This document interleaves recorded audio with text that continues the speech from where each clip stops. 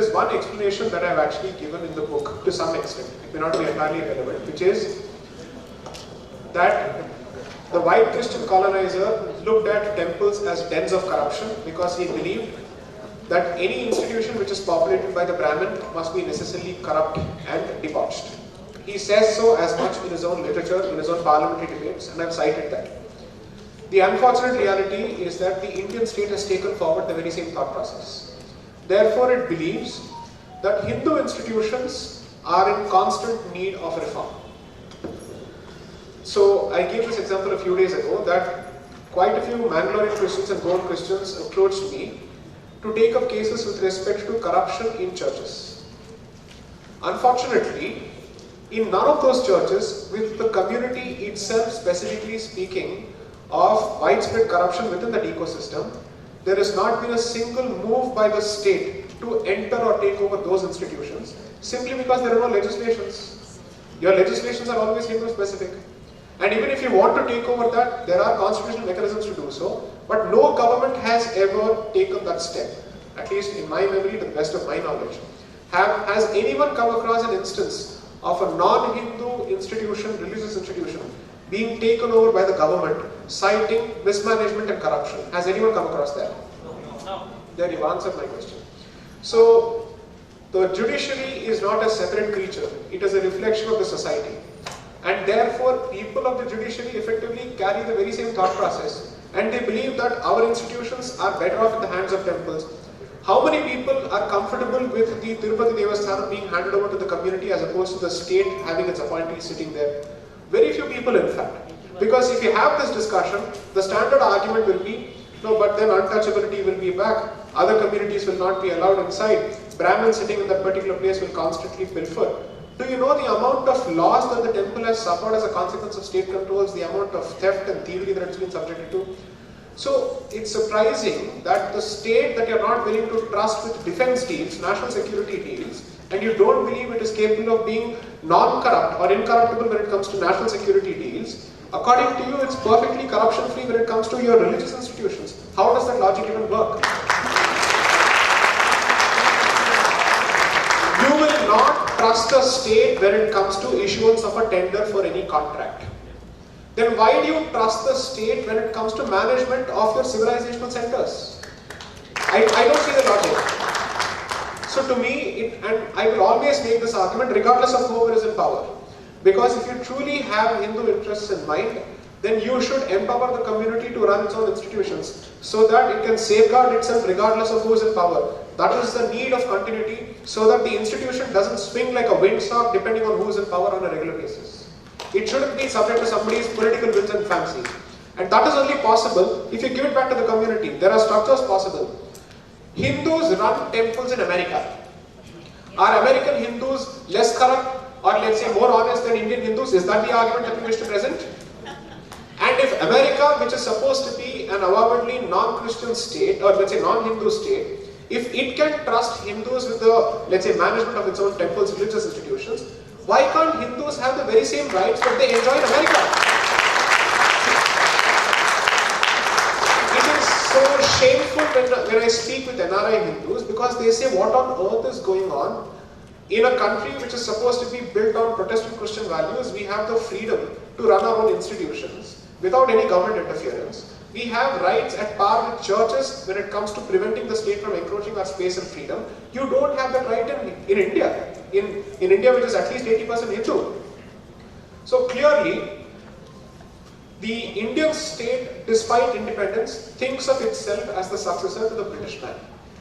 And therefore it wants to occupy, again, if you again look at how British judgments have come about, while they initially took over your institutions, after a point, British judges have clearly taken the position that the role of the state is to address the root cause of corruption and get out. It is not meant to be a permanent tenant in the temple. But that is the exact opposite that happens under modern, independent, so-called Indian state. This is what happens. So that is one of the things that I say in the book, that political decolonization is not the same as mental and cultural decolonization. These are two very different things. India has achieved political independence but not cultural independence. That is the fact. Thank you. This interesting question from Sri Ramya. She asks, what are the essential steps needed for us as a community to establish an All India Hindu Law Board? So, this is a very tempting proposition each time this discussion comes about. But there is a huge problem with that suggestion, because then it will translate to centralization of Hindu temple management, which is impossible given the diversity. And each time you think on these lines, you are replicating the Abrahamic mindset where you think we need to have a diocese or let's say an archbishopry of some sort which presides over all these institutions. Imagine the number of sampradayas in this community across this length and breadth of this land. How will that board even function? How is that even possible? Now, I'm offering a simpler solution, which is, obviously you did not need an All India Hindu board before these institutions were taken over by the British management in the 1900s and 1800s. And even then the temples were functioning. It's not as if, let's say we were terrible at managing our own institutions before the British man taught us how to run our own institutions. So the only thing that is needed is community participation, providing for a trust structure which is already existing in certain institutions. So for instance, most people assume that our challenge to the Tamil Nadu Act of 1959 is to finish the entire legislation. No. There are certain good provisions, especially with respect to the composition of a trust. How do you populate a temple trust with representatives from the community through an election, so that the community is held responsible for the management of its own institutions? Our entire problem with that act is that as opposed to giving effect to this provision, constantly an executive officer is appointed to circumvent the trust provision. So therefore we are saying, you have created a structure on the one hand and you have undermined that structure with the other hand. So therefore we are saying, please ensure that the state's power to interfere with the election of the trust or the composition of the trust is completely reduced or minimized to a significant extent. You have taken the institution from a certain community. When it comes to giving it back, you don't know who you're supposed to give it back to. Is that your argument? When a temple is taken over by the state, it has to do so through a written order.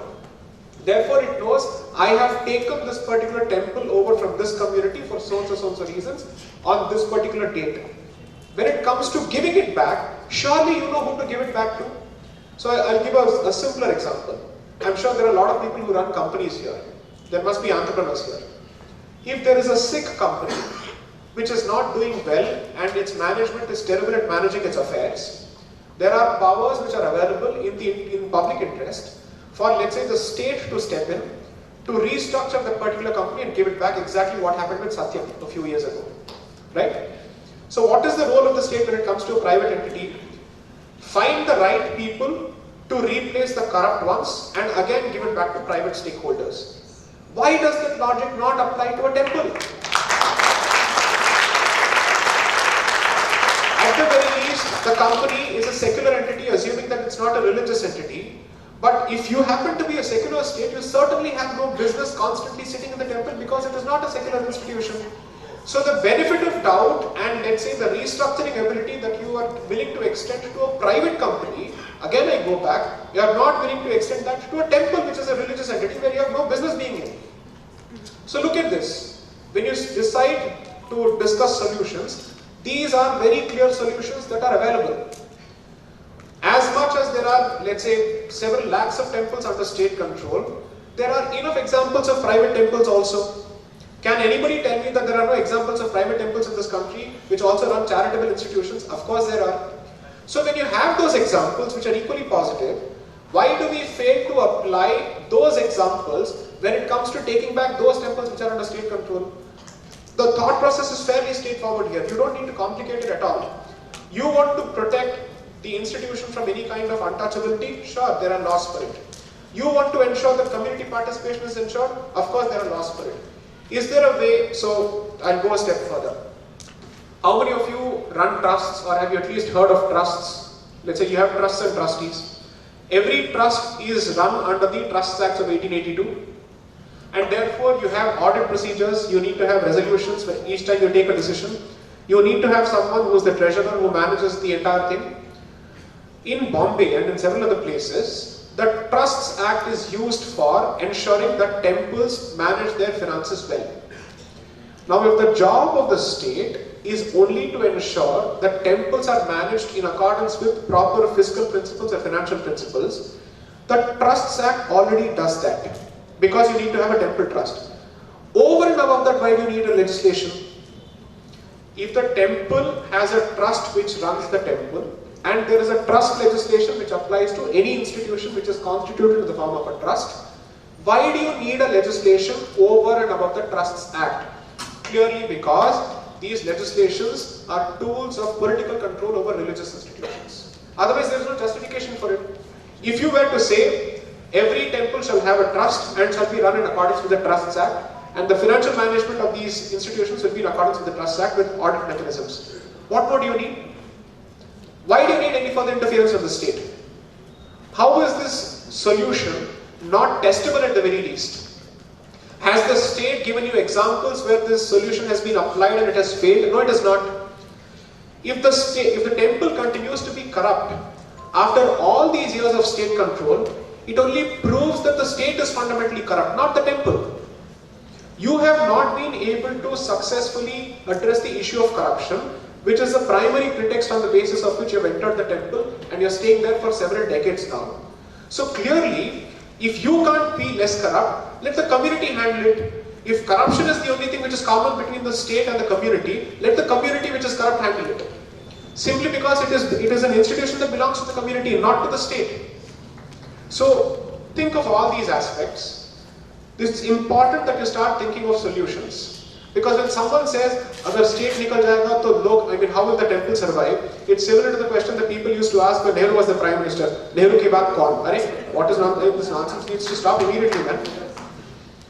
The Indian state is a new entity. The temple is an old entity. We know how to take care of our temples. We don't need you.